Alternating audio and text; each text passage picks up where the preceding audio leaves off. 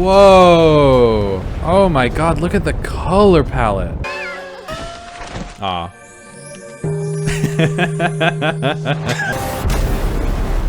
Woo! They are so badass.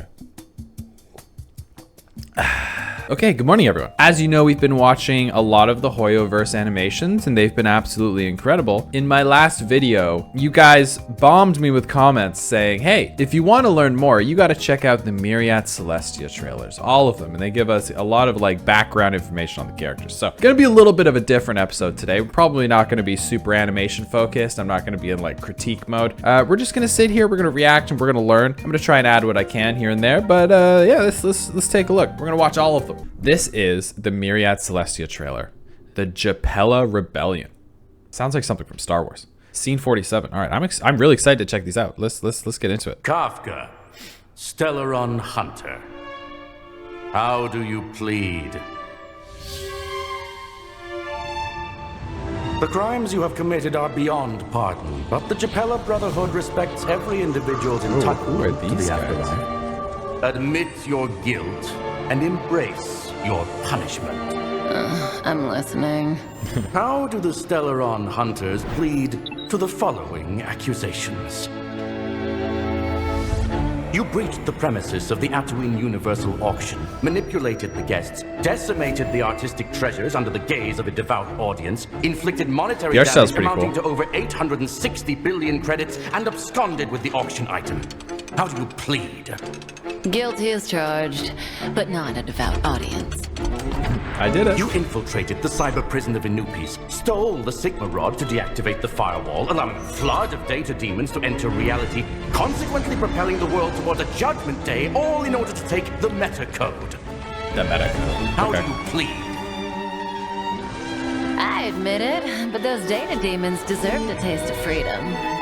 Yeah, let him out. You violated Let him out. Why not? the Right? world Golconda, disseminated the Philosopher's poison virus across all colonies, God, the music's causing great. 46 million Art style's very inorganic cool so far. entities to turn into rampant machines, and stole the steel core from Golconda's point of gravitational equilibrium, silencing the entire world. How do you plead? Oh? Sounds like a page out of the Japella Brotherhood's playbook. But sure, we took the thing.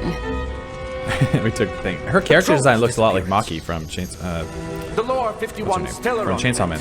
Cyber attacks against planet Skrullum. Makima. The Beer Point incursion.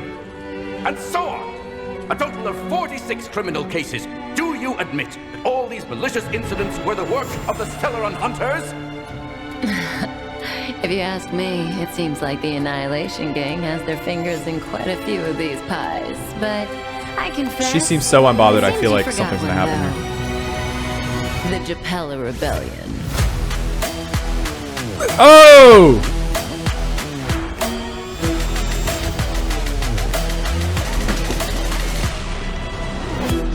Very symbolic removing of the handcuffs. Wait, was she controlling them the whole time? The strings just broke on them. Oh, here comes my favorite character. You should really stop playing with your food, Kafka. I know. Next time. Woo! This time, it's already too late. Damn! Oh my god, that's so cool. God, the music is so epic. Okay, that was so cool. Whoa, okay, so I'm getting a lot more storytelling in these now. So I didn't notice this before, but their eyes are red, so I didn't realize maybe that indicated they were like under her control. She was just messing with them the whole time. That's pretty crazy, dude. Kafka's pretty awesome. The voice character, whatever they're called, the voice artist is also incredible. I love how the music starts off like pretty intense, but then it builds and it builds and it builds and it builds, and you know something is gonna happen just based on the music. Cause like with the dialogue, nothing seems to be really like moving it forward. They're just building on her crimes, but the music is building. So you know we're building to a moment. And then we have this big crescendo where there's like this big reveal where she was just messing with it the whole time. One cool thing is in turn, she was manipulating this audience. She was also manipulating us, the viewer, right? We were also manipulated by her. We were played by her. We were tricked by her. That's cool. That's cool. I like that. So it's a cool character that makes you feel things. Cause she tricked me. She's a sneaky girl. I like her and she's pretty hot. Anyway, moving on. So we got the next one. Fables About the Stars Part 1. Honkai Star Rail. I'm really starting to get into the Honkai Star Rail story. I really am. This is definitely one of the cooler ones. The Genshin Impact story is very cool. It's very like theater-like, I guess. But Honkai Star Rail, man, feels something different about this one. I really like it. Anyway, let's keep going. Let's make an exchange, shall we? An exchange of memories. Is that Kafka again? I dreamed of a ray of light, of a crystal chalice. Ooh, beautiful. The light that shone from that crystal spoke to me. Listen to the parable of the stars. The nameless one, the pathless one, oh, it's not arrived from the edge of the wilderness, clad in stellar radiance. Go now, oh, it's this girl. march unwaveringly into I don't solar remember her wind. name. At the end, you will return to my embrace, but march towards the light. The destruction. Yet that light began to burn, piercing through the clouds as a golden death. Right. Towers crumbled. So you guys were saying and this is like the god of fled, destruction for the or something? sun was I soon can't to exactly remember. set and meet with vicious destruction. But be not dismayed, O child of the world. The hunt. The last Beautiful. arrow will descend to purge the Look wicked at that shot, dude. You So must cool. follow the traces left behind in the storm's wake. Erudition. The Celestia one guards their secrets, Okay, more blotting academic. out the roots that connect all things.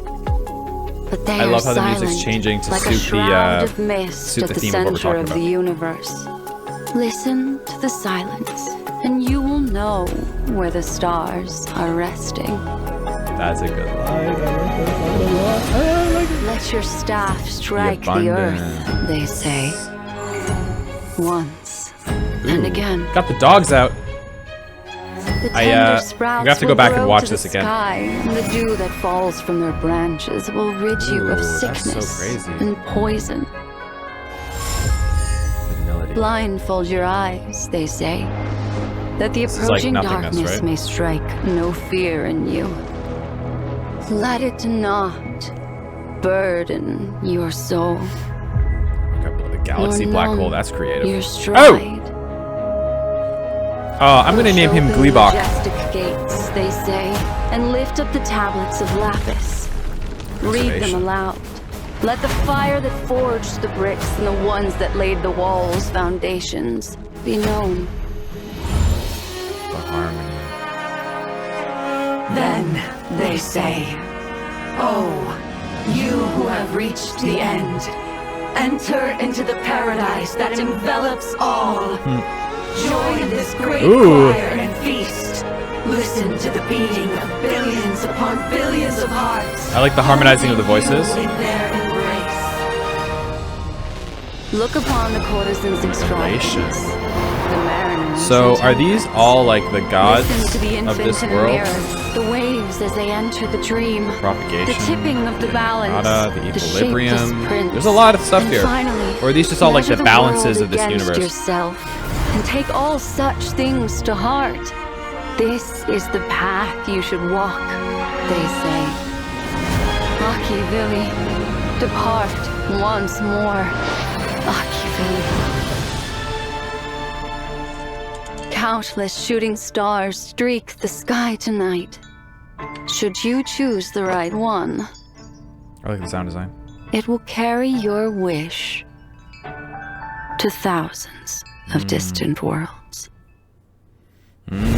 Choosing the right path, and I guess they gave us an option there of several different paths that maybe they haven't fully explained in the game yet. So that's really cool. I want to go back and take a look at some of these. So you've got all these different, I guess, gods or paths, right? The path of destruction. I could be wrong here, but that's what I'm learning. So what does this say? At the universe's core lies a flame. It burns ever so intensely till entire galaxies are incinerated, for the soft purpose of embracing splendid destruction at the end of all reality. Cool. Nanook.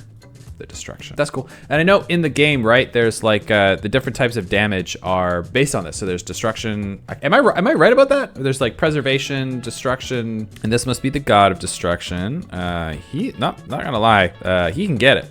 He's pretty sexy. He looks like that Elden Ring. He looks like the final boss in Elden Ring. Sorry, spoilers. Then they have Lan of the Hunt. In the first 10,000 years, the hunters struggled for a rivalry for survival. In the second 10,000 years, the hunters fight out of anger. The third 10,000 years, the hunter becomes a purpose in itself. I think that's what it says. They kind of scritch it out. I like that though, because it's like ancient. It's ancient text. So that's kind of cool that they do that. But that's cool. And then the character design on this guy is just awesome. I love it. Look at that shot. That's just a beautiful, beautiful, beautiful shot. Like, that's gorgeous. I want that as my wallpaper. And then I think one of my favorite ones that popped up was this one, the erudition. If the truth of the universe is cruel and stale, would you still yearn for the answer? That's a great question. The knowledge seeker is impassive, for their core has been cold and unwavering since the birth of blah, blah, blah. As cold as the end of the path they seek. Oh my goodness. I think that brings up a great question. Like, if you knew the end of your journey and where it goes and it wasn't good, would you still do it, right? And I think the people that maybe follow this path, they don't care about that. They care about about the chase of the question, right? Pretty interesting. I guess it's like academic, like the study of the unknown or the study of the universe, right? That's kind of cool. That's kind of cool to do as a god. So it's like kind of like a combination between science, space, and the unknown. You see a lot of like digits and numbers and like people in like academics slash kind of like maybe enhancement stuff. So that's kind of cool. Yeah, that's pretty cool. And then you get this big shot of this like robot at the end. And maybe you guys know what that is, but I don't. But it maybe it looks like some sort of construct or something that these minds have created. Like all the heads are sort of like kind of pointing and surrounding it. So it looks like they've all combined to create that. That's pretty cool. And then the Abundant said, she feels sad for eternal life did not let her accumulate infinite wisdom. Instead, those she had once cherished failed into obscurity over time, never to return. Oh, that's sad. That's sad. So the Abundant seems to be like, I guess what like is like earth, nature, the abundance of life. She holds wheat in her right hand with it is a literal symbol of abundance in human folklore and human history, right? And the character design on her is just super cool. She's got 6 arms and she's got these weird bead things. I don't know if those are berries or just some sort of eyes, right? I don't know, but that's cool. She's pretty cool. And then there's Nility, which I guess Ix. Ooh, cool. Nility, who is like would be like a god of nothingness, not death necessarily, but nothingness, because there's death is a concept and nothingness is its own concept, right? All progress towards the void. All resist the void. All will become the void. So it's kind of like pessimism in a way. Like, why does it all matter? There's nothingness at the end of it. That's pretty interesting. And then we get this cute little guy with the eyes. I'm going to call him Glorp. This is Glorp from now on. Okay, that's canon. And then who is next? And then there was preservation. There's Klepoth, the preservation. The philosophers gaze up at the sky, contemplating civilization's ultimate goal. Build a wall and understand a well. Maybe a well or a wall, I'm not sure. And understanding something rings within. I can barely read that. That's too bad, but I like that. And he's like a big stone guy. And then at the end, the last character they actually show is this Harmony character, which is cool. So you got the puzzle pieces. I guess that fits in nice. Like everything fits in perfectly. Harmony is also perfection, right? That's another way to look at it, right? And then the voice actor's voice starts harmonizing with his character. I don't know why her voice melded with this character and didn't meld with another. Maybe she has some sort of connection to it. That would be very interesting. The puzzle pieces floating off of her body are very cool. I love it. The 3 heads did freak me out a bit. Not gonna lie. That was freaky. But in terms of character design, this one's really cool. She's also very cool. She can also get it. And then they go through a bunch of other ones, which I guess they maybe haven't touched on in the story yet, but there's still more to come. The story's still pretty fresh in terms of storytelling in the Honkai verse. So there's that. Anyway, that's super cool. Well, as more come out, I'd be excited to look into those. Okay, this is pretty fun so far. Okay, next we have the history of the Shanzhou. I'm probably saying that wrong. History of the Shanzhou. The 7 Arbiter generals. This one's gonna be real good. Okay, here we go. 4 minutes. I regret to admit it, but the Xianzhou have very few legends. Got it. For what room is there to create legends among those who do not die? But there is one distant legend that can still be recounted. What the is the story of the Cloud Knight Generals. It began 8,000 years ago. This is when so the Emperor cool. of an ancient kingdom yearned for both legacy and immortality. He sent our Xianzhou ancestors into the astral seas. And through the boundless stellar reaches sailed, great ships in isolation softly veiled. Was that After a haiku? voyaging 2,000 years, the ships the abundance. discovered traces of the divine. Cool. The plague's author revealed themselves and offered an immeasurable lifespan. Okay. But the blessing was a curse. Those who exceeded their lifespan became the deathless doom. Okay. So maybe these gods aren't good or bad. Oh, And that's thus where the those guys Alliance's come long from. and Okay, peaceful okay. years Oh, wow. were lost in sickness, treachery, blood, and tears. At the very precipice Wow. of the Xianzhou's existence, The hunt. the Rainbow Arbiter know now. descended and redeemed the crumbling Alliance. For the next 5,000 years, the Alliance voyaged the vast cosmos, purifying the universe under divine mandate. Heading the 6 ships were the vanguards of the hunt, the Wow, 7 this is so Arbiter cool. generals. Behold at the marshal's side, 6 generals of renown. Okay. We're gonna learn about them? Fierce and swift is Fei Xiao, Fei Xiao. the Merlin's claw. Sweet. Strong and righteous is Hua Yen, the flaming heart. Hua Man. Hua Meng? Are these all gonna be playable characters? Cautious and Wait, sophisticated. is Fei Xiao? Fei Xiao's the one that just is came out? Yao Guang, We're gonna check. The seer's strategist. Mighty and powerful is Xuan Chuan, the Xuan Sage Chuan. Queller. Mysterious and fair is Yao Wu, the Patina Justice. Oh, these are great. Wise and brave is Jing Yuan, the Divine Foresight. The 7 Arbiter Generals wield extraordinary powers.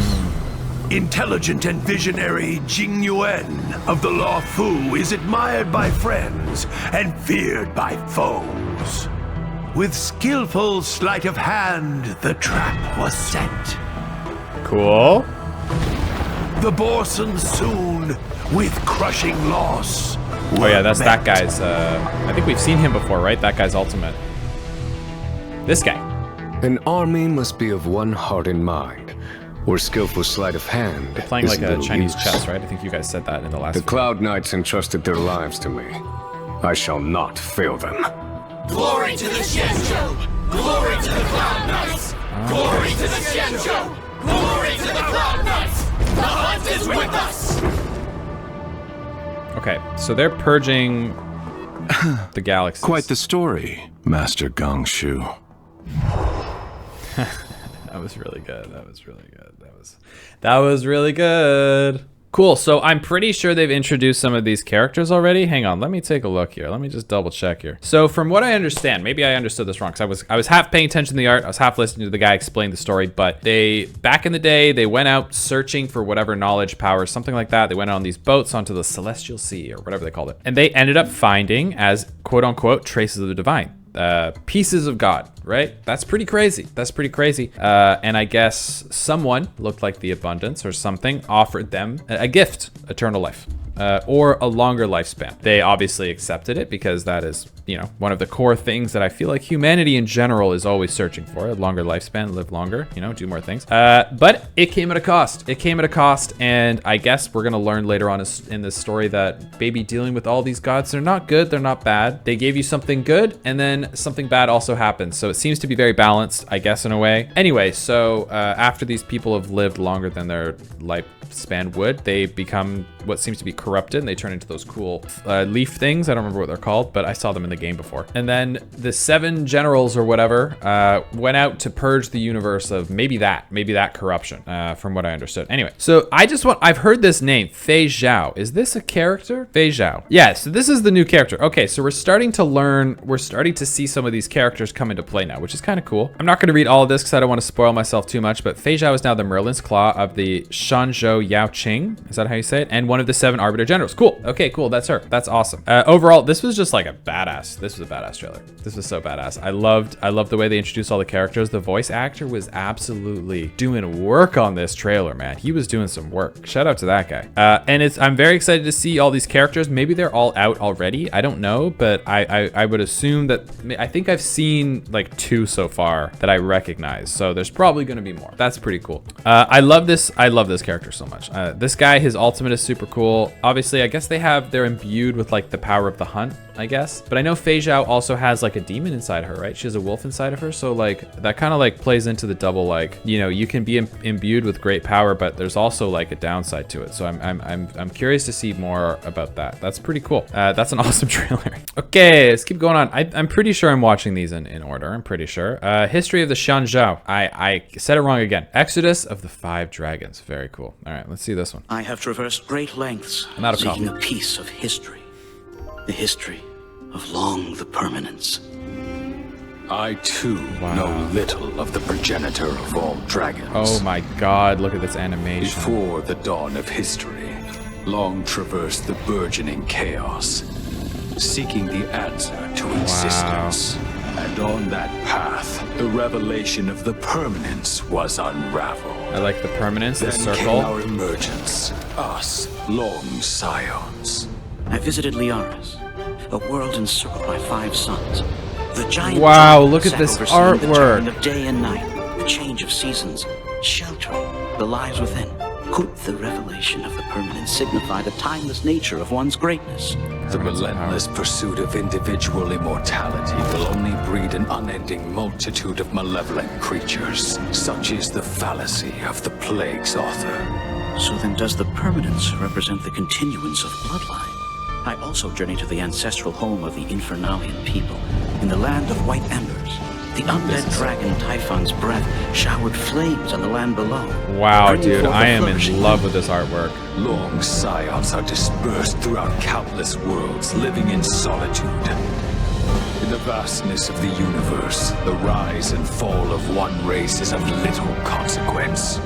It is said that the Vidyadhara formed an alliance with the Xianzhou, and that 5 elders descended upon the mortal realm to keep watch over the plague monks. Perhaps the permanence is the noble ambition that ensures the safety of the universe. Cosmic peace. Alas, Arbiter. This is the tree we saw in the last trailer, causing a state of great disorder. The High Elders too bear mortal frailties, their heavy burdens ultimately becoming the shackles which bind them. From your perspective, what does the permanence's revelation truly signify? As the sun and moon rise and fall, the world undergoes continuous change. So the concept of stability is meaningless. Only by comprehending and aligning with the way of the world can one's path lead to everlasting existence. Countless new we're getting a showcase of all the dragons. Very cool. The morning stars. We have fire, water, earth, I guess. It's kind of like crystallized. Teaching of the permanence. Within the cycle of life, any endpoint may mark the inception of a new journey. And for him, it is no different. Is that Dan? Don Han? Beautiful. Absolutely beautiful. Wow. That was good. I'm actually speechless. I'm not gonna lie, I didn't really know what was going on there, but that was super cool. That was really cool. I think the art style was absolutely breathtaking. I love this watercolor / traditional Chinese paint strokey style. That's super cool. And to not only to draw like this, but to animate like this is just truly, this is just so incredible. Look at this animation, man. This is just like, that's incredible. Look at this. And there's a dragon in the galaxy. Hello. So the video starts off with a really interesting conversation about what is immortality and is the pursuit of immortality worth it? A very philosophical conversation. And then they talk about this permanence, where you see the dragon circle around this planet, and then it hatches, right? They said something interesting at the end when discussing what permanence is, what immortality is. They said, is immortality something about, is the continuation of a bloodline, right? So I thought that was interesting, meaning like the end of something signifies the start of something else. And that means when something ends, something else is always beginning, which is in a way immortality and permanence. So that's really cool. And they just, this whole trailer was just filled with these incredible shots. And I see 1, 2, 3, 4, 5, maybe 6 dragons. It says Exodus of the 5 dragons. So maybe there's only 5 there. I don't know. I didn't really catch what these dragons are, but it seems like they're almost like, they're the ones that maintain peace and order in this world. And we had like fire, water. Oh wait, let's go through. Let's take a look. So we have this guy, Kaelorum Venti. Venti's in Genshin Impact, right? The High Elder of Yao Qing, successor of the Winged Dragon, sovereign of storms, bound to watch over the lunar embryo. So it seems like they're all protectors, right? Then we have the Ardens Regia, High Elder of the Shuming, successor of the Horned Dragon, wielder of the Heavenly Flame, bound to watch over the Primordial Flame. So Primordial Flame typically in stories represents human life. So I don't know what it means in this story, but that's kind of cool. So maybe he protects the flame of life, which is awesome. Then we have Glaciator Marum, High Elder of the Fang Shu, successor of the Scaled Dragon, tamer of the Ebbing Frost, bound to watch over the miniature Myriads. I don't know what that means. And then we have this boy, the Mons Grandis, High Elder of the Yuchi, successor of the Terrestrial Dragon, ponderer of the Congealed Silence, bound to watch over the fallow earth. So they're all protectors in a way. And like the artwork is really cool because they're always, whatever they're protecting, they're always like wrapped around it tightly.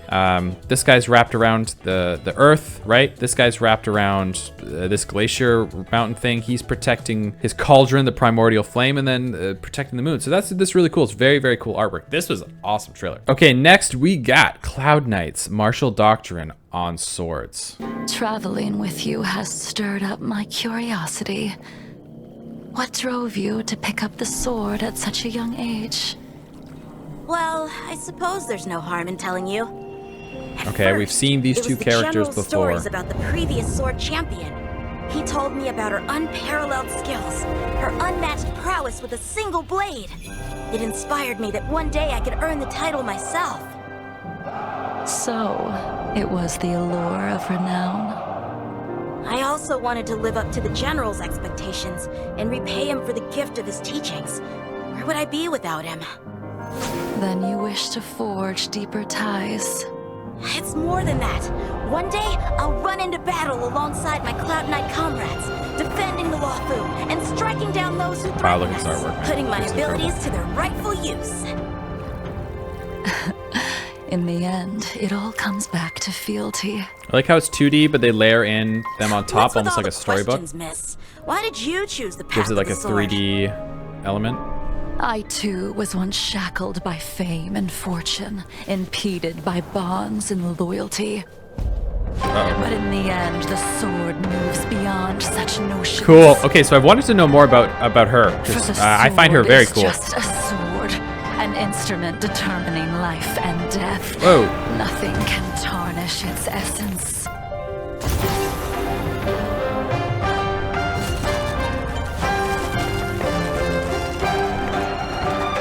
Man, these must have been so hyped watching this come out. And cut through every impediment. Can you understand the purpose behind every Look at the red contrasting on the rest of this shot. So cool. Wow. Do you understand now, future sword champion? I wield the sword to vanquish my enemies. Nothing more.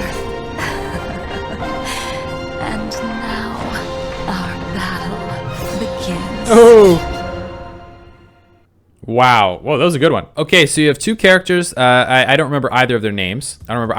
But she's basically asking, you know, why are you training? Why are you doing what you're doing? Why are you on the path you're on? And he or she basically says, I want to be famous, more or less, in a quicker way, and I want to impress my general, the general who taught me this. I want him to, you know, I want to be worthy of what he taught me and thank him, right? So she basically ends up saying something like, that's all BS, buddy. That's all BS. But I used to be like you. I used to be like that, but now I'm free of the shackles, and my only reason I need is this sword is to vanquish my foes. So that's kind of cool. I want to know more about this character so bad. So I'm gonna have to do a little more research on her because she is so cool, dude. And I love her ultimate as well. The moon crescent thing, the ice, and then like she's got like there's like a red contrast in there too. So I want to know more about the red moon. So this is very cool. I find this other character pretty interesting, but I'm really intrigued about her. Really intrigued about her. So I hope there's more animations and stuff I can watch to get into that. Anyway, what are people saying? What an intense response to Yang Qing's humble attempt at conversation. So true, right? I love how she's all like, been there, done that. All I do now is kill. Pretty much, right? Damn, what are they feeding these animators? They are cooking up some good stuff. Jing Liu gives me chills. That's her name, Jing Liu. Yang Qing tries to make conversation. Jing Liu. Back in my day. Yeah, man, if I saw this trailer, I would want this character very badly. I would want her on my team, absolutely. That's pretty awesome. Anyway, next one. We have Interastral Peace Tour, Selection, Planning, and Opportunity. This seems like a little more analytical. Maybe we'll see some of the, what's the science, some of the science nerds? Let's see. Hey there, you! Yes, you! Wait for you. The gem filled with endless potential. Hold on to your hats. The IPC's gem identification system will ensure that each and every talent you possess will be harnessed for intergalactic peace. Do you have the thrill of adventure coursing through your veins? If so, our marketing development department is rolling out the red carpet just for you. With the nameless Oswaldo Schneider leading the way, a vast number of new worlds will soon be a part of our expansive credit system. That Fibonacci spiral they did out there, that was very satisfying. Our business consolidation department offers the perfect stage for you to shine. Cool, it's like a corporate ad on drugs. This department has created a spectacular trade network that's measured in light years. Heard of hyper-distant delivery systems and synesthesia beacons? What was once science fiction is now reality. Proudly produced by the IPC. Got an idea that's nothing short of genius? Look no further. Our technology department is waiting for you. Join us and team up with the Intelligentsia Guild. When the glitters of fortune and title dim before the luminous path of the Amber Lord, know that the building material logistics department is the sanctuary for the most ardent of followers. I think the art style is really cool, kind of mixing corporate with a more illustrative style. Will form the backbone of our formidable subspace barrier. If you're someone whose qualities go beyond the ordinary, unyielding in the harshest of storms, this message is for you. At the strategic investment department, talent is the most precious investment of all. This is crazy. Origin, background, irrelevant. Diamond seeks out the unique and the extraordinary. Okay, we see the gambling theme again. Where the wealth pours. The talent motivation department isn't just another division. It's a shining beacon of empowerment. Top talent deserves top perks, and that's why the talent motivation department was established. Every task you undertake serves as the pioneering spark that sets Pierpoint's passion ablaze. For those seasoned in their craft and still holding on to cherished dreams, our operations are as everlasting as the sway of ocean tides along the shore. Witness the traditional project department's great supervisor. Traditional project, to capture the treasures the tide unveils. Take the leap, join our ranks, and climb to unparalleled heights. Shape the destinies of myriad worlds, and make the history of the galaxy your very own footprint. The mighty hammer of the Amber Lord has struck. A realm of endless opportunities beckons. Okay, so is that like the base of the hammer, the shape there? That's kind of cool. I don't know who the Amber Lord is. All for the Amber Lord. Is that the Lord? Is that Preservation? Or is that the Rock Dude? I don't know. That was cool. I want to join this company. That was an awesome animation. I love it. I love the mix. I don't know what to call this style, but it's like a... I've seen this before in like almost like movie posters and some corporate ads too. So it's like a techno corporate illustrative style. It's really cool. I love the voice actor. He was really cool. Super engaging. Made me like really pay attention to the whole thing. I loved the enthusiasm behind it, which which is like a nice nice change from corporate ads, which are normally like really bland. So this was really cool. I'm sure there's tons of little details in all these maps and all these things that they're showing. I don't know anything about these things, but I'm sure you guys can appreciate it, right? The graphics and animation was insane. It was just cranked up to 100 the whole time, and I had no idea what's going on. But like, this is really cool. I like this little graph they have on the side here, kind of like what it's almost like what levels of stuff do they need. Like, I don't know exactly what this means, but it seems to be like, what do you need to require? Like, what skills do you need to work in this department? That's kind of cool. So you have like contrasting, right? You have rationality and sentiments, which are opposed to each other. That's kind of cool. So you need to be a little more rational, for example, to work in this department, the technology department, or a lot more rational. Between tradition and innovation, you have to be a little more innovative. Cooperation, independence, it seems their cooperation is a little higher on the scale. So it's like a team, more of a team thing. And then you have focus and what does that say? Focus and inclusivity, and it's a little more focused. So it seems to be like maybe they leave you two devices. So that's cool. That's a fun little detail that they do there. It's like a recruitment ad, right? I love that. That's really cool. This guy says, really didn't feel like a trailer for a game, more like an advertisement for a genuine high-tech company. It totally did. But I think that's really important because in this world, they would have really convincing ads, right? So I really like when games, TV shows, whatever, they show ads like this to show what the people of this world would actually be consuming. It's a really great way to really feel immersed. So even though this doesn't feel like a typical trailer, it feels like something that you in this world would actually be watching, right? And that is why this feels so immersive in a way, because this isn't a piece of media created for our world. It's a piece of media created for their world, right? And we're just getting to watch it. So that's so cool. I love that. This is fun. This is fun. I know we'll get back. There's more animations of this that I want to watch, but like, it's just cool hanging out and watching this kind of stuff. I'm just saying that. Still out of coffee. Okay, next we have an exorcism at Fey Stroll Garden. I don't know how to pronounce that. Let's take a look. When the Xianzhou people roamed the galaxy, they inevitably made strange beings. So lots of they're totally different art style. Like, it's completely different. On one such occasion, a new Ten Lords Commission judge received a decree ordering her to subdue a demon. Excuse me? You won. Where are your manners? Oh, weird. Ah! So this is the girl with the foxtail, right? This is her origin story, maybe? I guess how she, A compass? It can't be. Is that a sword made of seals? Seals? You. Oh. The new one.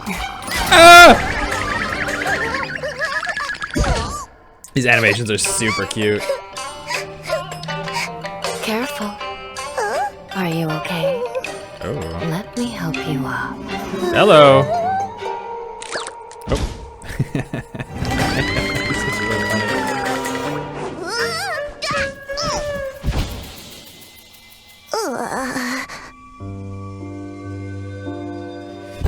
Knock, knock. The door isn't gonna hold much longer. Knock, knock. The door's coming down. Hello. Very Little Red Riding Hood. Or sorry, Aw.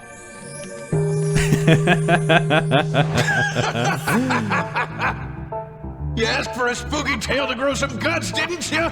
This is what you faced on your first day. Why are you shaking in your boots? We got a chill ghost on our hands here.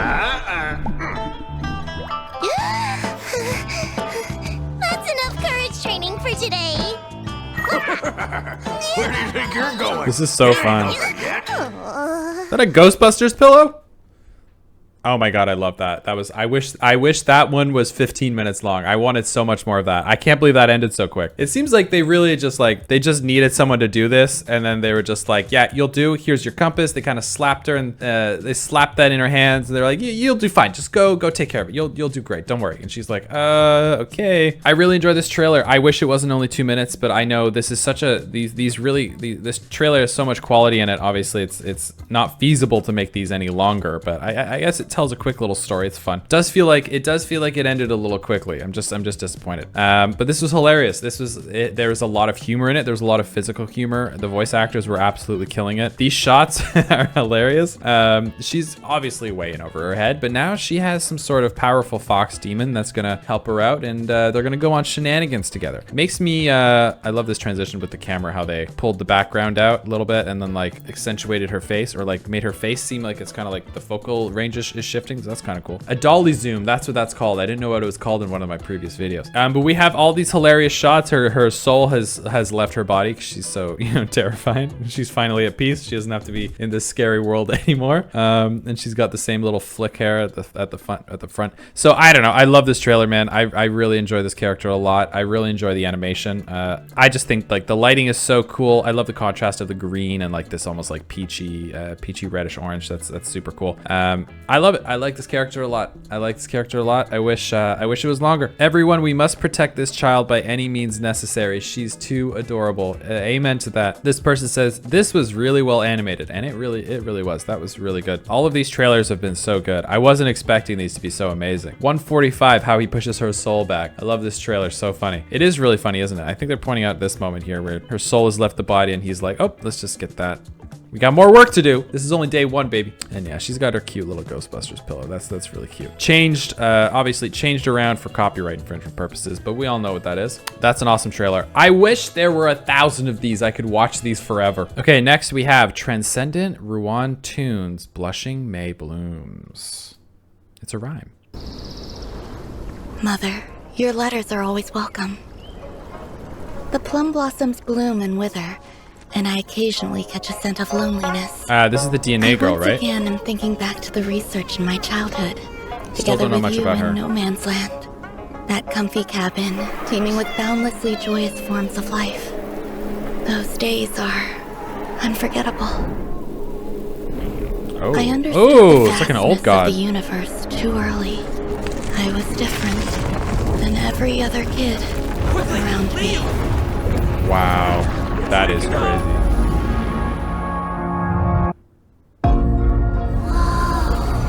Okay, I like the overlaying of it on her head. Lamenting the process of life is the origin of my thinking.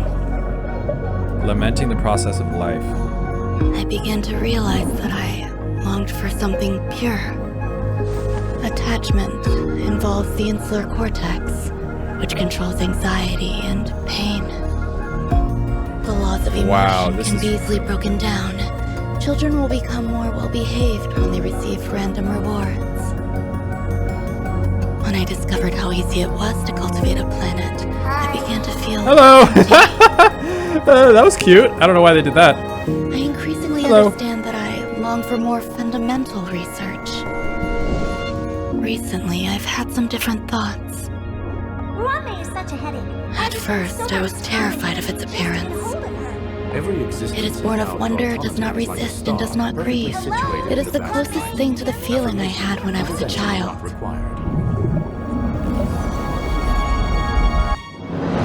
It asked me, where does the research end? Beautiful. Life is so colorful, but it has nothing to do with me.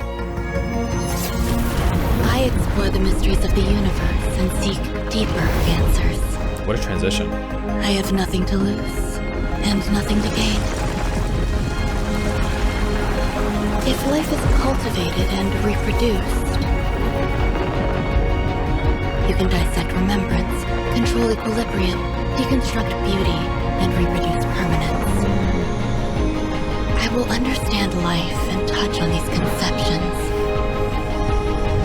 And perhaps I, too, can become an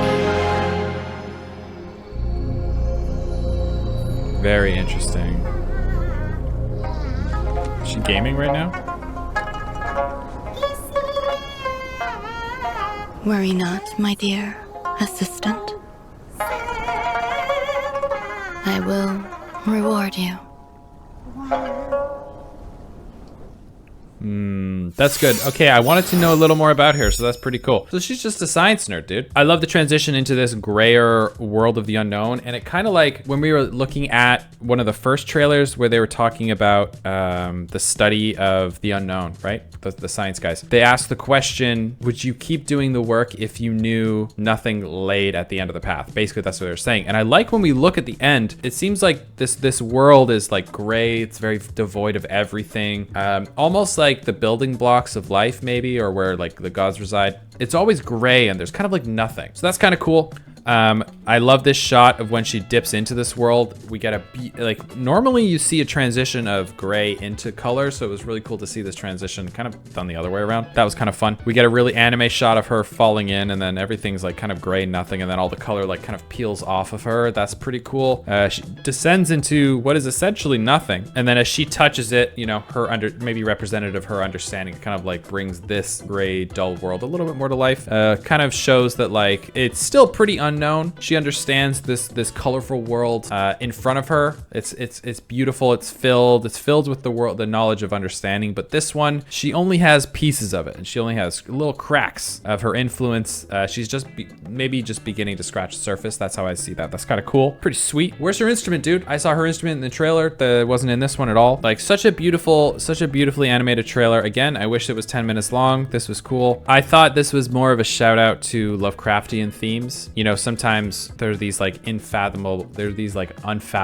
monsters and gods, and you look into them and you go crazy. And so I thought maybe, oh, she looked at one of these gods and then she's also like infected or whatever. But I don't think that's the case. I think it's more like she just wants to know this stuff. That's why it's on her brain. Maybe she was corrupted or infected in some way, but it doesn't seem like that right now. There's a weird undertone to her that I'm picking up, kind of creepy in a way, but I think that's just the nature of her studies. But overall, pretty cool. And one thing that I've noticed, a lot of the theme of all of these characters is a lot of these characters are searching for immortality or permanence, as she said. I think she said once you understand the rules of life, you can reconstruct beauty, remembrance, and even permanence. She said that. So at the end of the day, her core values seem to be immortality, and it seems like a lot of other characters are also on their own paths searching for immortality. And maybe all of these different paths of destruction, abundance, nullity, maybe they're all different forms of immortality and permanence in a way, right? So all of these characters maybe are on these all different paths, and all the roads are kind of coming to the same point. So that's very cool if that's how this story is going to play out. This seems like a whole villain backstory explaining her mindset. I agree with that. There's a weird evil scientist vibe to this. It's like unsettling but peaceful, but also very weird and creepy, but also you know they are kind of correct. Yeah, it's a weird vibe that I'm getting from her. She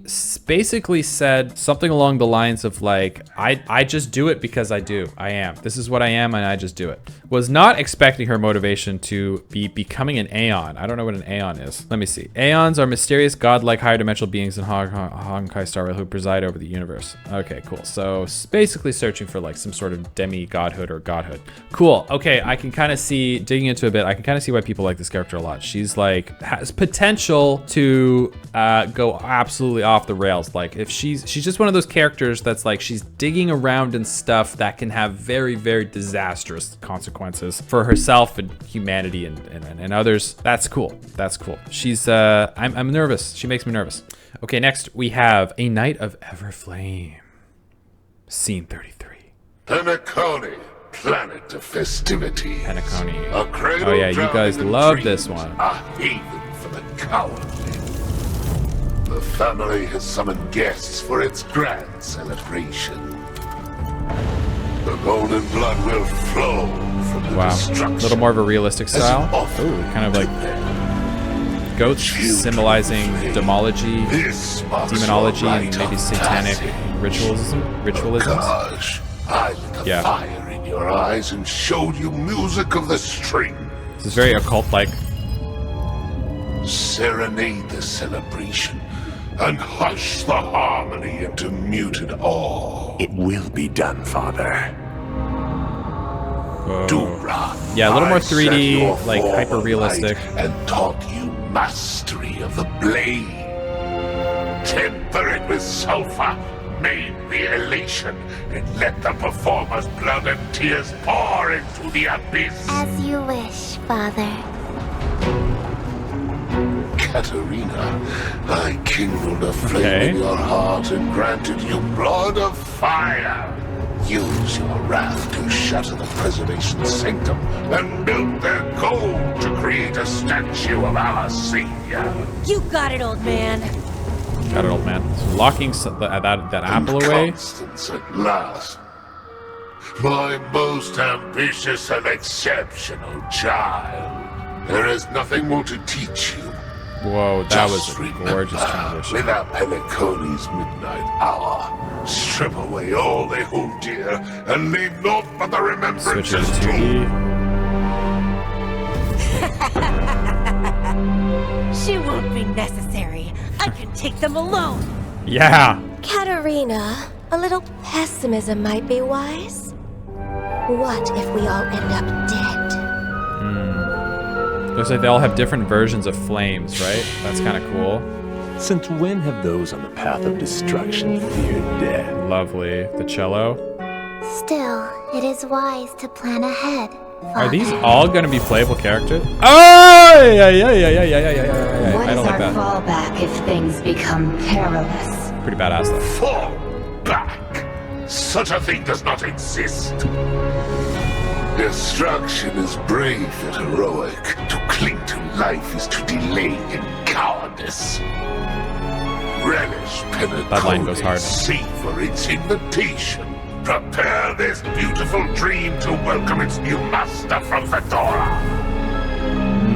Oh my god, the shot. Duke Inferno, ever flame mansion. Duke Inferno. Okay, that was hard. That had no reason to go that hard. So this is the path of destruction, I guess. We're getting references from them. The cleansing fire of destruction. So I don't know much about this character. I haven't really seen much into this arc, but that was super cool. That was super cool. I like this line. Katarina, I kindled the flame in your heart and granted you blood of fire. I don't know what's going on with the apple, to be honest, but they were talking about some plans, and it seems like they have this diabolical plan to take over Pikuni. I'm actually not sure. I'm very unclear about this story. I don't have much context into this one, but it was just a really cool trailer, like lots of cool CGI, lots of like Houdini simulation scenes. I really liked it. I liked it a lot. I love this shot of this like almost like twisted spine in this apple. Apples are really symbolic of like temptation a lot of the time in our world. We have the poison apple from Sleeping Beauty, which this apple really reminded me of. We also have the apple in older Christian themes represents the temptation of Eve, who again ate an apple from the Garden of Eden, which was like the first sin and corrupted humans, right? The devil who corrupted humanity, right? And then we also see some more demonic imagery at the very beginning with like these eyes. Akash, I don't know who that is, but that's really cool. These lines just go so hard. These are all like heavy metal lines. I love it. We get these really cool demonic themes in the beginning. Children of the Flame, like very, very cool. Very, very demonic, like Hellfire-ish kind of vibes. This was super cool. This is a pretty badass trailer. All these characters are just so cool. This girl freaked me out. I didn't like that. Wasn't expecting that. So that was a nice little twist on things there. But these guys are really cool. Wishing them the best. I hope whatever they're planning goes absolutely to plan. Rooting for you guys. Shout out to them. They're obviously not good guys, but I love a good bad guy story because in animation, like I always say this, when I'm sitting at home with my girlfriend and we're watching TV shows, I'm always rooting for the bad guy. Not because I believe in what they're doing or saying, but if the story was just filled with good guys, the story isn't interesting. A story has conflict, a story has like escalation, a story has all these other things that friction, right? It's got friction. And who does that? Bad guys. Bad guys are the ones that make things happen. Bad guys are what makes the story interesting. Therefore, bad guys are interesting. I will stand by that. I love a good bad guy. I love a good villain. I like this trailer. It's pretty fun. The dude with the cello goes super hard. Some sort of demonic cello. That was awesome. This guy is he kind of reminds me of a little corny. I hope these guys don't end up being like kind of like Team Rocket corny, but I don't think they are. They're pretty sinister. This girl's heels she has literally 12-inch heels on. So that's kind of cool. And I don't know about her either, but they're pretty cool. All right, we're getting through these. The next trailer is revisiting of past dreams. Let's see. What else can we learn in this world? A dazzling item. Are you looking for its owner?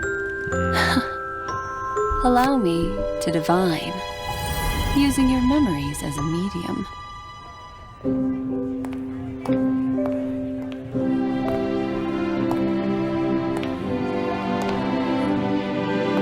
See also, I saw a character in the background. Oh, this is fun. Okay, so we're in this world. Oh, this is kind of fun.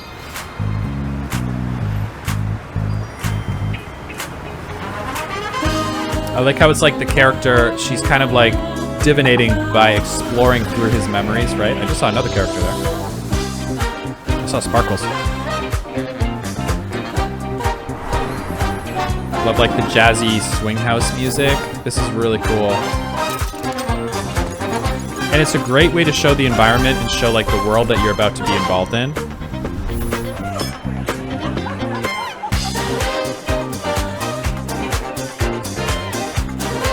Super fun. I don't know what this character's deal is though. She seems to know a lot about what's going on, right? Black Swan, shout out there. There's, what's her name? Taylor Swift. The music changes, a little more sinister. Did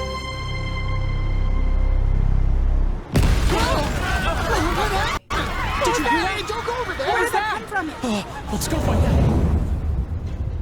What's happening? The truth does not lie.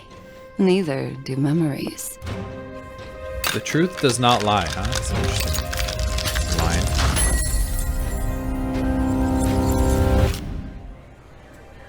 Okay, we saw the annihilation game there. Predestined paths have already converged. She has arrived.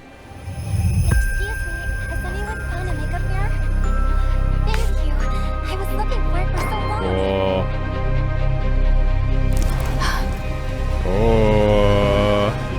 Why do you burn up? Menacing infernal fire absorbed by the vast, profound sea. Oh. And that sea surprisingly dwells on the planet of festivities. Whoa! Oh, I got chills at the end there. Maybe bad news for our friend with the plan. I know I was rooting for him the last episode or in the last scene. Maybe things don't go too well for them. Absorbed by the vast sea. That's not good. A lot to talk about in this trailer. They show, I don't know if this has been released after you have already started experiencing the world in this trailer, right? But if you haven't, this is gonna be such an awesome teaser because you're like, whoa, this is gonna be crazy. You wanna walk around, you wanna check it out. The music was absolutely awesome. I love this. I love the animation of her kind of like perusing this guy's memory, right? But she didn't really exist. It's almost like she existed in the billboards and in the walls. She wasn't really like in the world. She was just like a witness of it, which was kind of cool. You know, she kind of like altered reality so that she could exist in it. I don't know how it's just a cool artistic choice, really. A lot more interesting than her just like walking around in his memory. And then things start to shatter, like the reality shatters. We see all these fragments, I guess, of moments that happen in this story. It would be very cool if this was like foreshadowed before any of the events of this story have actually happened. Because I see Sparkles here, the Lord Infernus, Duke Infernus, whatever, this girl, the Archron, or whoever, I don't remember her name, but she's badass too. And she says predestined paths have already converged. So like the piece is already in place, or like this has already happened. I don't know. She basically says she has arrived, and then has a card of this girl, right? Who is right behind us, Robin. That's her name, of Robin, right? Who's asking about makeup. She has no clue what's going on. And then she fans out 5 cards. We have Robin, Duke Infernus. I don't know who this character is, but I recognize her. I think that's Adventurine, right? Then we have the Stellaron Hunter. What's her name? And then is that Kafka back there? I don't know who that is, but I guess these are all the elements of the story that's about to unfold or has unfolded. And then we got a nice, fun burning of this card. She's like, oh. And then she says, the menacing infernal fire absorbed by the vast, profound sea. Very, very cool. I don't know if that's foreshadowing or it's already happened again, but that's just cool. That's just cool. That's a fun trailer. And the sea surprisingly dwells on, and then this world, the planet of festivities. So that's kind of cool. Okay, the next one, Sparkle, behind the curtain. Okay, we get to see more about Sparkle. Very interesting. I want to know what is wrong with this character. Like, what is wrong with her? She's absolutely insane. So let's see. Started off like totally normal. Look at her. What happened? It doesn't matter who I am off stage. Oh, is it an alter ego? Or it was an alter ego? All the audience needs to know Check out the light. Then check him is again. that when I'm on stage, What?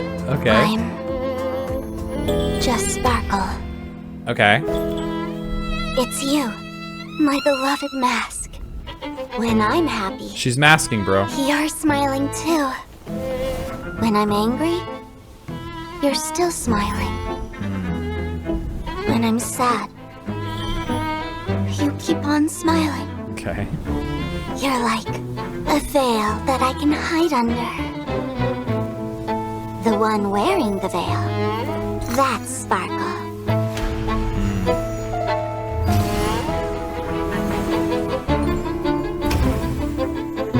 Something she can hide behind. My beloved mask. When I'm happy, you're smiling too. Uh-oh. When I'm angry, you're screaming too. When I'm sad, you're crying too. Why is she repeating herself? She's a little... You're like a mirror, showing my reflection. Oh, I like it. Maybe that's two sides sort of speaking to each other. That's Sparkle.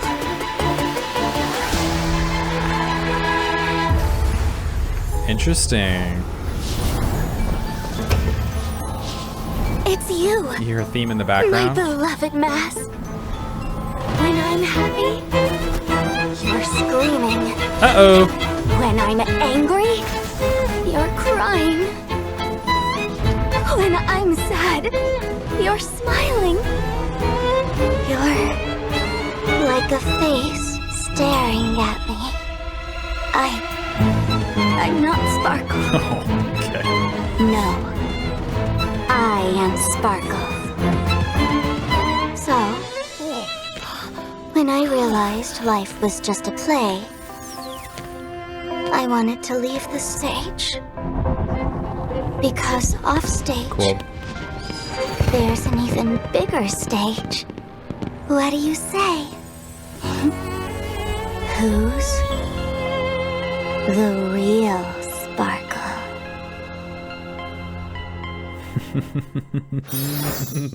What the fuck? From what I'm gathering here, we have almost like two characters, or maybe even more than that, right? We have the stage presence, Sparkle, and then whatever her real name is. She sees the other side as her mask, and it seems like the other side is its own unique solo personality who sees the other side as her mask, right? So they kind of play off of each other. They both believe they're real, and they both believe the other one is the mask. That's kind of cool, but it seems like they both accept that.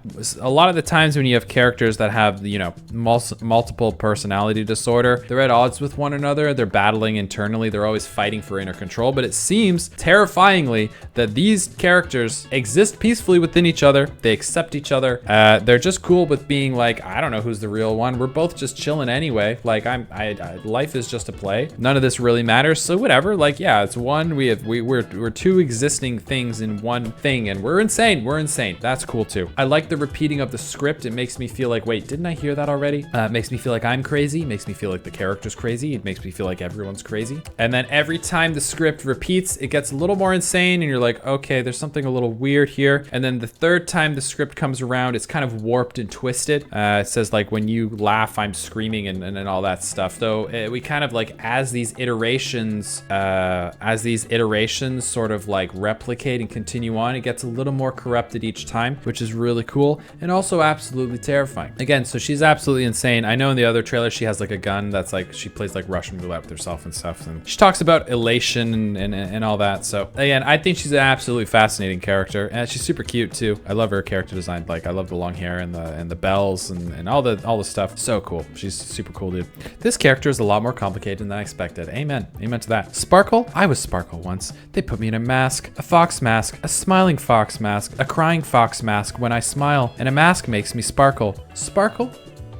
She's insane, dude. I think one of the creepiest things about these kind of insane characters is, you know, she's not a pure Joker character where she's just absolutely unhinged. She has layers to it, right? There are layers to her insanity, and she's able to hide her insanity behind masks, right? So the question is she actually insane? You know, it seems like this character is actually crazy, but she is still aware and has the self-awareness to create an alternate persona that's almost like a perfect version of this person, right? Like she's mask. This character right at the beginning.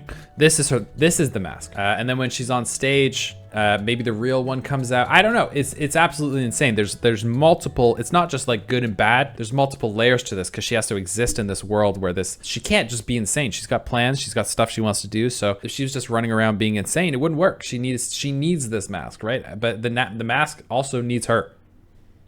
Damn. Damn. All right, next we have Kyoden, a cleave across the transient world. I'm into these. I'm very. Do you still remember why Izumo forged these blades?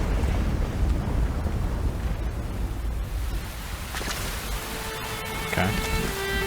Because in times past, when the Yao Yorozu no Kami descended here, they brought death and disaster on this world and its people. To save the world, Izumo splintered 70,000 gorgeous shot blades and forged them into the 12 sentinels. Oh wow, okay. Some cool lore there. I like the mix of traditional Japanese with like modern city. The first was truth, forged by the sovereign of revelation. Okay, truth. It could teach mortals the way of the law and create miracles from the deconstruction of all things. Okay. The second was sky, forged by the eternal seas. This is cool. It could seven form a blades barrier thing is very from the cool. firmament and prevent the innumerable gods of misery from passing through. The gods of misery. The third was howl, able to summon lightning to rend the heavens and meteors to rain down. Bruh, these swords are so cool. The fourth was mist, able to break earth and tear cloud with biting wind and rain. The fifth was frost, freezing the land in an instant. The sixth was fate, the restless cycle of life and death. Cool. These sword designs are really awesome too. Then there was flare, thought, root, form, bind, maw. With those sentinels, we seized on tomorrow's expectation. Cool. Winning victory after victory until all of them were broken. The price of every victory was a world in its entirety. Oh. And in the end, that entirety was lost. I don't know, how did they get broken And so Izumo splintered 12 sentinels and forged them into 2 bearers. Okay, The okay, first here we go. was origin. That's a cool The shot. second was end. Wow, this is awesome. The world forged 70,047 blades, and only one could save Izumo. But you and I both know. Oh my god, this animation is so cool. Salvation does not exist. The beginning and the end, I love it. I love it, cutting through the encroaching darkness. Humanity will eventually become Oni. We pawned everything for the destruction of 2 worlds. Oh, crap. Takamagahara, upon which the Kami descended, was surely as beautiful as Izumo. Oh, both swords got shattered. So, do you still remember why Izumo forged these blades? because of a lie. An end that never existed. Okay, I'm into this story. Into their shadow. This is right up my alley. Each step forward, one that we can never walk back. Until the last blade is forged into life. Not. Life and not.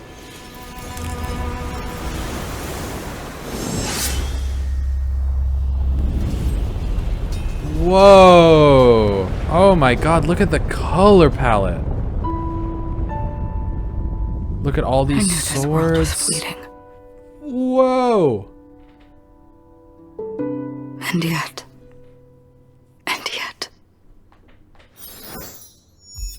And yet what? Oh my god.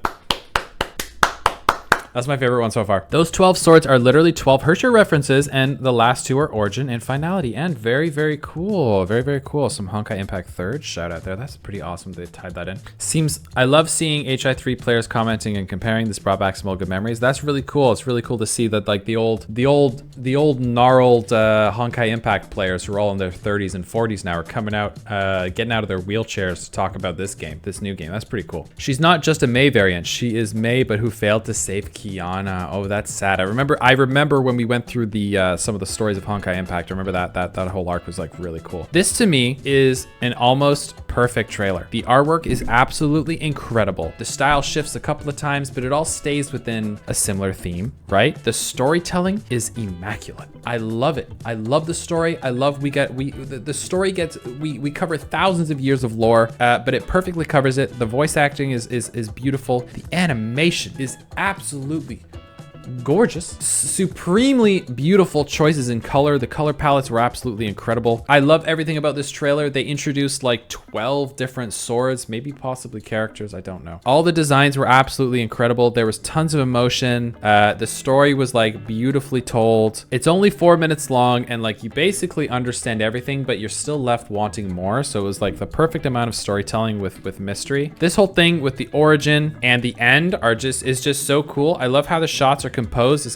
giving Mordor. It's giving death, right? I love it. There's like a field of swords here. These are all the splintered 70,000 swords that they're talking about most likely. And I love this blade. I love how she's pointing up and everything's guiding your eye up into this shot. And then it's kind of like making you almost tilt your head up and look, right? They could have placed it lower, but they placed it nice and high. So it feels high. It's like very insurmountable. Very cool. And then the art style like shifts a bit. They go into that like inky traditional Chinese sort of painting style. I absolutely love it. This shot is just so cool. And then I love this shot of where she's like slashing her blade, fighting against what I would assume to be just the end, right? And every time she swipes her sword, it like destroys everything, but like also pushes back the end a little bit, right? So see that eternal struggle of life and death, eternal struggle, which is the theme we see throughout this entire,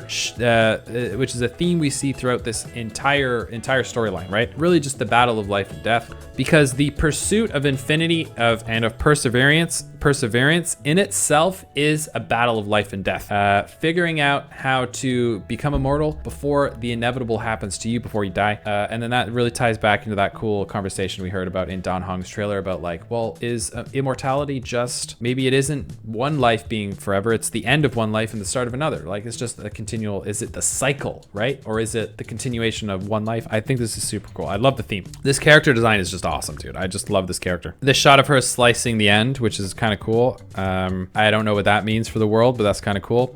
Both the swords shatter in that. Get this badass shot of her walking away from the crumbling of the end, which is kind of cool. And then we just get these insane shots, man. Like this is all beautiful. Look at all these shots. They're absolutely gorgeous. We get this beautiful tapestry style painting. And in a lot of cultures, you can find these big tapestries, and they all tell a story, right? So it seems like we have some sort of lake of nothingness. That's kind of cool. The black hole. We have like all these 12 swords. I think that's like the Amber is hammer. Is that the shout out to that?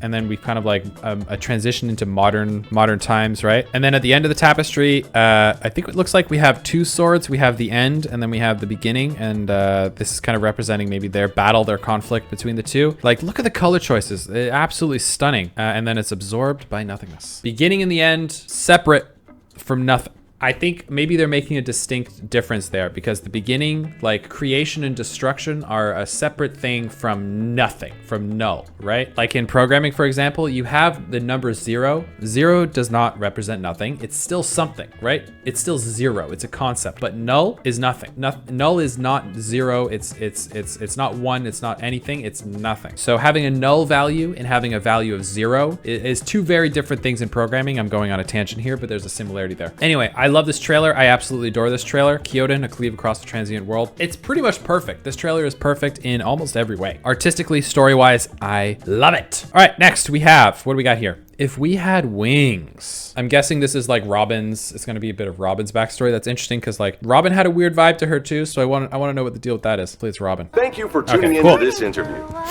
As Miss Robin mentioned, her introduction to music came from her mother. During that disaster... They're fighting again? Mom.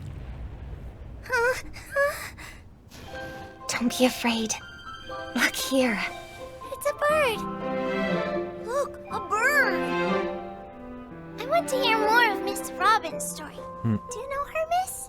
I want to know more about Robin's story too, so let's get into it. Let me tell you all a secret. This bird knows Robin. It knows all about her. During that disaster, Robin couldn't hear anything except for the loud ringing in her ears. Okay. But she knew that her mother was singing to her. Oh my god. I'm gonna She get. could Okay. see her mother's lips moving. Getting emotional. She could feel her mother's breath. Does she have a brother? She will be safe and sound. She could hear that silent wish. Oh, I know this character. I know the dude too, right? One day, you'll step onto an even bigger stage. Even more people will hear you sing, and they'll sing with you. Oh, this is kind of sad. No, I'll sing with both of us, brother. Right, both of us. She wanted to spread that wish through song. What does this guy know that she doesn't? And even more wishes.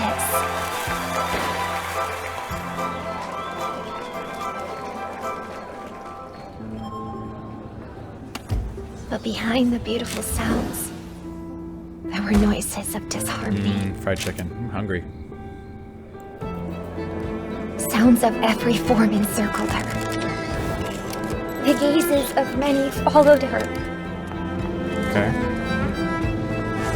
I like that shot of the media chasing her.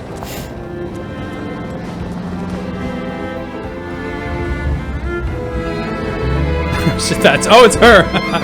Okay. Got a Clark Kent thing going on there. Oh, what the hell?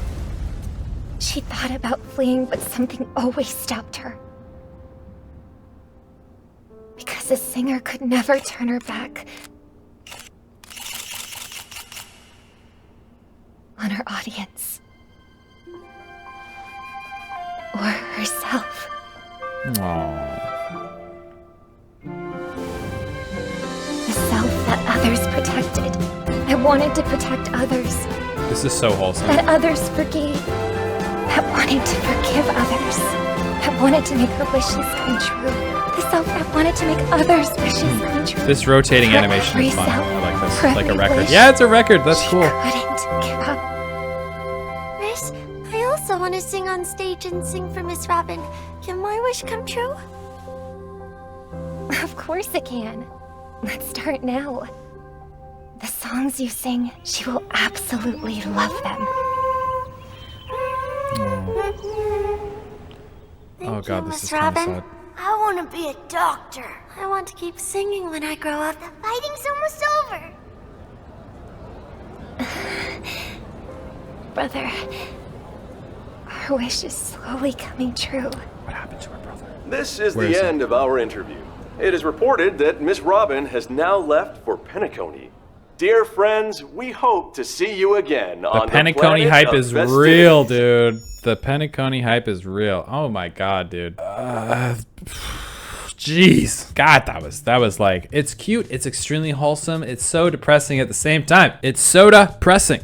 Overall, in a world where there's like gods and we're talking about nothingness and life and creation and the 13 swords of love and whatever, it's nice to have a little bottle story of wholesomeness and a simpler story about a more human story, more grounded story that like people can kind of like almost take a break and enjoy. It's still emotionally draining, but in terms of like this massive lore building that's going on in this world, it's nice to have a little smaller story to focus on, like family, hopes, and dreams and orphans. There's orphans everywhere. I thought it was hilarious when she put on the disguise, right? It's obviously her, but okay, whatever, it's a story. In my head, she looks completely different, right? And the media's like, where is she? And she's like, she's over there. Yeah, she's over there. And then they just drive off a cliff. They drive off a cliff and everyone dies. I don't know what the point of that was, but it was pretty funny. So not as big and epic as some of the other stories that we're seeing in these trailers, but it's an awesome origin story and super grounded. And I liked it. The music's also beautiful. Yeah, it's just depressing as hell. There's a nice contrast between depressing like orphan children wanting to grow up and, you know, become something instead of being chained by this war. If We Had Wings, very appropriate title. And then it's contrasted with the beauty of, you know, achieving those dreams and getting those wings. But at the same time, she also has, she's also chained by her own success in a way, right? Like the media hounds her. She's always got eyes on her. So it's like, are you ever really going to be truly happy if you pursue success in any way, right? So it's a good question to ask. I really enjoyed that a lot. Okay, next we have Presently Beneath a Shared Sky of Stars. Nice. Let's see what's up. Okay, beautiful already. Command, this is oh my god, okay, I want to know more. This is my, I love this arc. I want to know more about this character so bad. These characters are so cool. Like, what are they? What's the deal? What should we do? We're the only survivors around. No matter what, this one. We have to get in touch with the others. Like the flame transforming thing, the firefly, it's so cool. It'll be faster this way, right? Hey, you.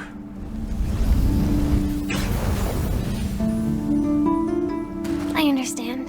Article 4 of Glamoth's military regulations. Very Evangelion. Leaving the cockpit is strictly prohibited. This way, we'll be discovered very quickly.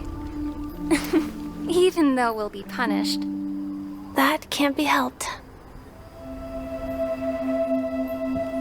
How many times is this for you now? Fireflies. Leaving the cockpit like this. All floating up towards their destiny. Whatever that is. Woo! They are so badass. Military regulations. Remain on guard. Article 4. Leaving the cockpit is strictly prohibited. Do you have a death wish? A Firefly Type 5 personal escort model. Very nice. You're the odd one out now. You can't connect to command either. Why don't you join us? No thanks. I'll just pretend I didn't see anything. Aw, that's nice. What's this? I picked it up on the battlefield. It seems to be a civilian device. Even though it's no longer working. And the lens is scratched. If you look through the lens, it feels like looking at a whole different world. Lens? No wonder you wear those weird goggles. I have other reasons too. If everyone looked the same, how would we tell each other apart? So are they clones or Your something? hair Because is like very it seems like unique. she doesn't need Thank you. to wear glasses. I've been growing it out. And they're searching for like individuality in a The world where length they're kind is of like also forced proof to of a your certain destiny. But sometimes it gets in my eyes. I'm not sure if I should put it up. Your turn. Are you really not going to say anything? Comms are back up. Article 8. Surviving knights should immediately return to their units.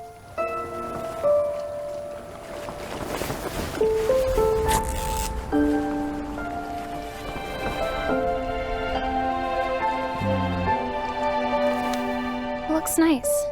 It really suits you. I hope we can see stars on the next battlefield. Will we see each Oh other again? my god. Probably not.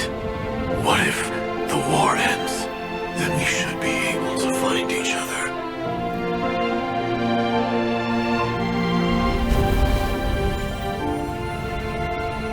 What should I say? I wish us all a triumphant return. Come on, dude.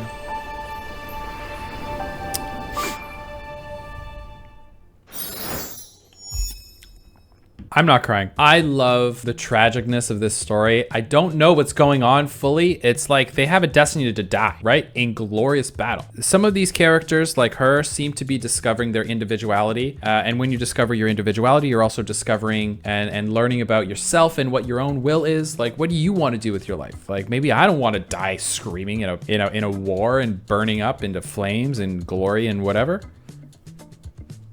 Maybe I want to bake a cake. You know, I just think it's interesting. I love the aesthetic of these characters. There are these soft little squishy characters on the inside, and there are these like badass like mech warriors. I love the flame aesthetic as well. It's just cool. I just like them aesthetically, and I like their story. Kind of reminds me of that anime. It was called 86 or something like that. It's like a really tragic anime about how characters are like kind of like destined to die in this war in their mechs and whatever. So it kind of reminds you of that. I think it was called the 86 or 89 or something. Check that one out. There's some awesome character development where this character is like kind of like strict, like, come on guys, let's, you know the rules, but he's also letting it slide as well. So he's kind of chill, and then at the end when they have their nice moment after they've left, the character also transforms into this like beautiful. I love the transformation scenes. They're just beautiful. Kind of says like, I know I have the same wishes as you, but like we have a war, we're fighting a war, this is the reality. I know you guys want to have this like peaceful world and whatever, but this is the reality we live in. This is war. You know, the character says, I wish us all a triumphant return. Maybe that's in the Return to Flames. I don't know, but I like obviously this character is older, they have more experience, so they're like, this is the reality of this world, right? Like, it's nice to dream about this stuff, and we all dream about this stuff, I guess, but this is reality, so get back to work. That was cool. The music was beautiful, made me get a little emotional at the end there. I don't know anything about it, but it gets me every single time. You would not believe your eyes, 10 million for your voice. Glemoth's story could be its own game / show with how captivating it is from the trailer alone. Seriously, like this story alone is enough to be a standalone story. I could see this being a fantastic anime. So I don't know, just super cool. Super cool. I love this one so much. Second favorite trailer so far, number 2. And we're getting into the later ones, so they're just getting better and better. So we have Stoneheart's Oath Ring, both ends of the scale. I don't know what that means, but let's find out. Okay, we're back to this tech company, right? During this debt collection period, Penacony has been reincorporated into the IPC's distribution of shares. But we also paid a high price. A cornerstone was completely destroyed. Okay, not sure what a cornerstone is. Thus, Diamond summoned everyone, with me as chair, to decide Aventurine's punishment. Take away Aventurine, his he went rogue, as right? one of the 10 Stonehearts. We all took an oath to treasure the cornerstones like our own lives. But Aventurine's death was a necessary part of the plan. I want to learn more about this arc as well. This kind of unnecessary extravagance was just for yourself, wasn't it? Who's that? Circulite, please don't ignore the facts and just assume things. These characters all seem very interesting. The Hello! Investment Department won over another vote of the 7 board members. The 10 Stonehearts have always valued results. But some value their oaths more. I like they're kind of like weighing their values against each other, right? And the scale is tipping as they put in their input. That's cool. They might be dead. I even have to convey their opinions for them. Oh. Just my 2 cents. I think we're being overly timid. If it were me, I'd let everything become more of a bloodbath.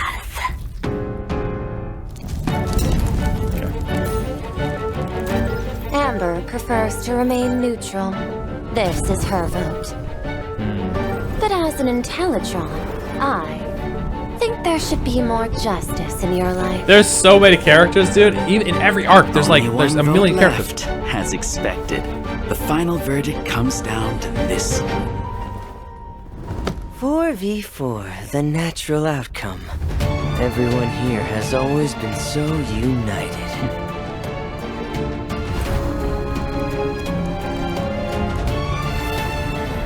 Looks like destruction and preservation on 2 sides. That's kind of cool. Merely to obtain what we want. If that's the case, why not keep extracting from this one?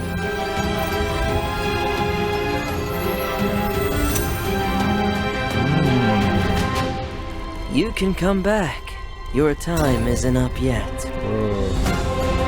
This is also Diamond's recommendation.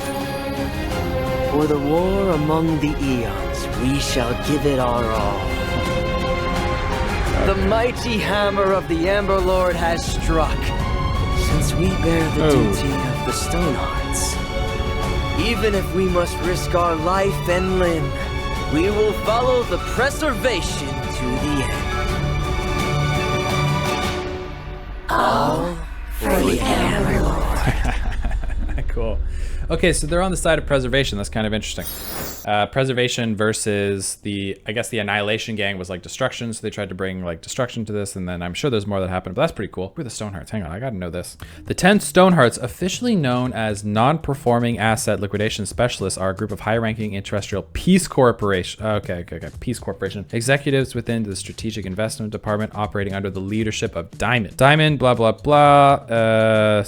Founder of the 10 Stonehearts and an emanator of preservation. Okay, so they're kind of like the overseers. They make sure everything's like peaceful and still going on. It seems like this character Adventurine sort of like broke the mold and decided to do something sketchy and risked it all. He's like a gambler. I remember some of the trailers. I'm not 100% clear on the story, but overall this trailer is really cool. The music was great. We get to see all of the characters' personalities, even though this video is only 3 minutes long. There's like 10 characters that you completely get the vibe of their personalities. Just like super cool. Jade's awesome. Just gonna say that. I don't know who this character is, but she freaked me out a little bit. Very vampiric, I guess. She's got like the blood oranges over there and everything's bleeding, and she's got the red wine, and then she's bathing in a bath of blood, and there's the stone there that she's representing. It's just super cool. I love the scale representing them making a decision, right? And then it seems to be very balanced typically, and then at the end this creepy kid with the sucker, don't know what that was about, makes the final decision. It seems that was just a cool trailer. It didn't blow my mind or anything, but like in terms of storytelling, it's very deep with storytelling on the lore. I'm just not familiar with this arc very much, so we'll learn more about that later, but that's pretty cool. I was not expecting to see someone have a literal bloodbath, but I love her. All right, next we got Mind the Swelter, Watch the Furnace. All right, let's see, what do we got here? Gifted swordmaster, taught by Huayan, Flame Wheel Octet, Yunli. Okay, we're getting into this later arc now. I remember this character from the last trailer that we watched. Look, you will become the sword champion. So cool, these shots are awesome. The war dance is merely one small step on your path. These are all sword masters, right? A good sword can make you invincible. Countless people got what they wanted with me in their hands. Corrupted blade, maybe? A mediocre swordsman instantly became world famous. And a dying old woman finally carried out her revenge. Your future is right here. This is cool. Need to tell me your desire. Cool. Very selling your soul to the devil. You're already at death's door and yet still a chatterbox. You cursed sword. Oh, unexpected. You're still Okay. struggling, even with the molten remains standing ready. She threw it in the pot. Oh, this cat is so cute. Look at him go. I love when they flip it like that. They started so serious and now it's kind of cute and funny. He's like, hey, what are you doing with me? Come on. Come on. Like listening. Desire? Don't you want to go to the law? Don't you want to become the sword champion? Is to melt cursed swords like you. Her desire is to destroy cursed swords. I love that.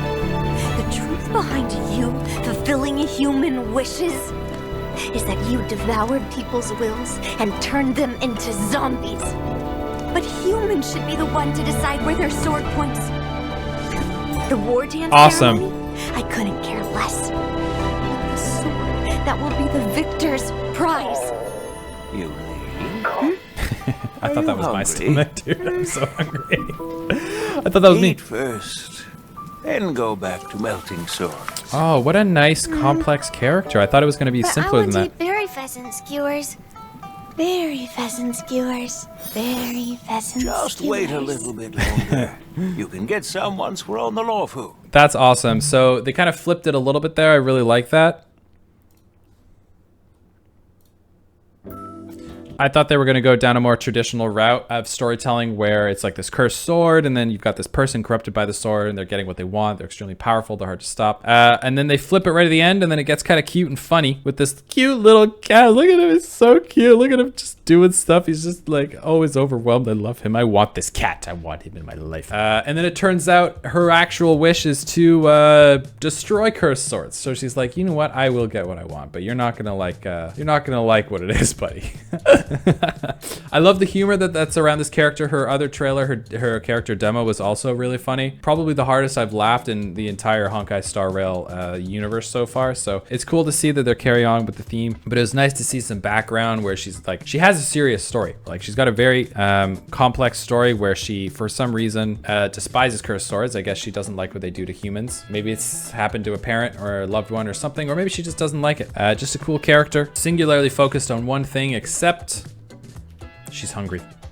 And that's funny. She likes food. I feel like every Hoyoverse storyline has to have at least one character who's like obsessed with food. I know in Honkai Impact there was another character too, so that was cool. Just a beautifully done trailer. Like the textures on all these characters and everything is beautiful. I love like this almost like gold, these gold flecks on her outlining. That's just so cool. I love the style switch. This like kind of like cutesy, cozy cat that's been animated just like so beautifully. The palette is absolutely lovely. Beautiful trailer. I really love it. Swords be yapping and she melts them away. Lamau. I love to see their little cute faces of the swords, and then she's like, well, I'm not listening to you. You're getting melted. They're like, what? What do you mean? I'll give you everything you want. She's like, no, I'm just gonna melt you. He's like, why? That was really funny. Okay, we got the latest one. This one just came out.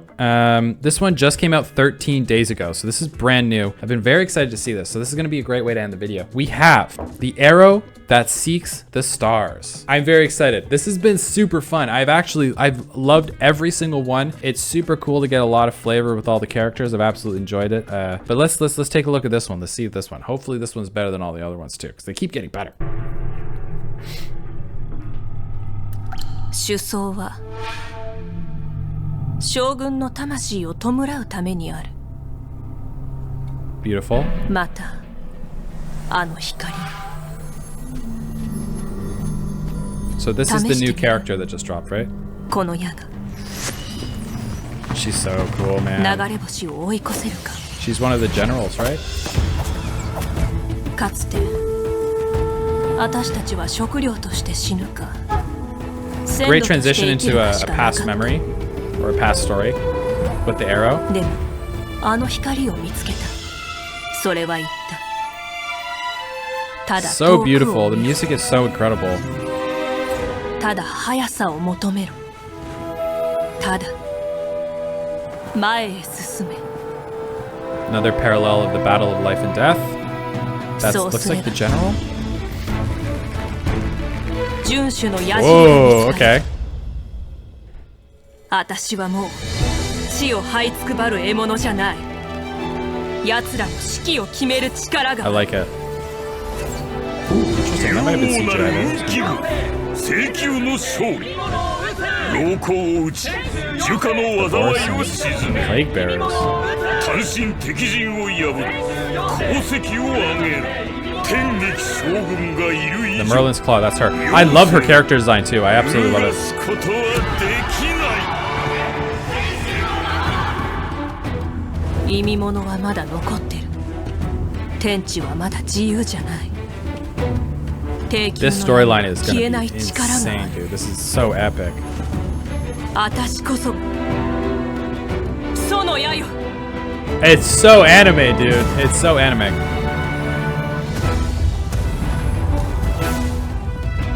She's got all these different weapons. Is that a gun? まだ残党はいる。 Wow. 決戦は終わってない。私が先陣を切れば。 その先には大将がある。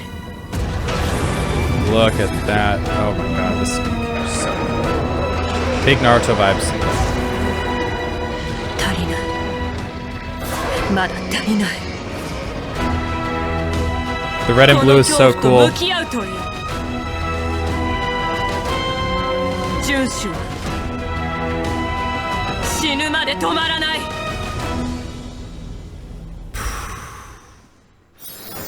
Damn, I love the colors in that one. The colors were absolutely incredible. So we had this trailer. The character demo was really cool where she was like drinking the alcohol and there was like drunken boxing and there was a really cool choreography scene. This one just adds some more flavor. I like the transition of where she's shooting the arrow and then she kind of like shoots the arrow into the past. And we transition to her as a kid running away from the arrow. So it's a really nice transition of especially how she mentioned at the end that she puts her hands up. She's not groveling prey anymore, right? They show she's prey being hunted in the past and then now she's a part of like this, the hunt, the path, whatever this is called. So that's a cool transition to show her going from the hunter to the hunted and then kind of back. So the story has this nice loop to it. The character is just so cool. The voice actor in this language is so awesome. I think this one's in Japanese because the voice actors are on strike right now, from what someone said in the comments. I don't know a little about that. I'll look into that a little bit so we can talk about it more in the next video. But it's just a great way to go from the character, kind of their origin story, running from these monsters, maybe the plague bearers, if that's, you mentioned the plague bearers or something. She's obtained this great power from, I guess, from this general, and he was the guy that went on these voyages, right? And then they ended up getting cursed. So maybe he has this great power that he can bestow on people, and it kind of comes with like a negative as well. But that's really cool. She's just such a badass character. I don't know. I love it. I love the fox ears. I love her hair. I love the weapons that she wields. Like, she's just cool. This is like such a cool epic story that I'm looking forward to seeing more of. Hopefully more trailers like this come out. But yeah, this is just crazy. I love the red, like the encroaching red, like the evil, and then they have this strong blue color. It's just so cool, man. It's so cool. Bro, every scene with Fei Zhao leading an army can be a wallpaper. Like, yeah, totally. Look at this shot, dude. This is all wallpaper worthy. Look at all these, like, these are all crazy, man. Like, look at this. It's beautiful. I love the inky, thick outline style. The cell shading is very cool on this one. Anyway, that's pretty much it. That's all the trailers. I don't got much else than that. Yeah, that's it. That's it. That's all we got.